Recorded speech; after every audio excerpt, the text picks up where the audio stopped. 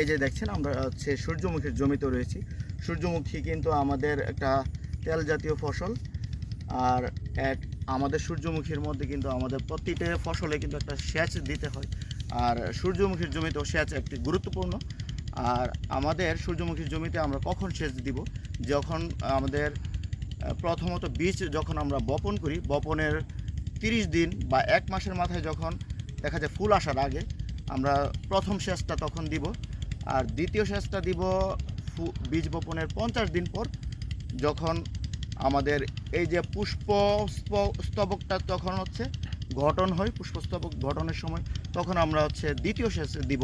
আর তৃতীয় সেচ দিব যখন এখানে এই যে আমাদের ফুলটা দেখতে পাচ্ছেন, ফুলের যে অসংখ্য বীজ রয়েছে, বীজটা যখন পুষ্ট হবার সময়, তখন যখন বীজ বপনের হচ্ছে 70 দিনের যখন বয়স, তখন আমরা হচ্ছে তৃতীয় সেচ দিব।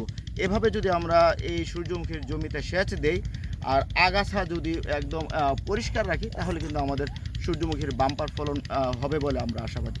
ধন্যবাদ। আসসালামু আলাইকুম।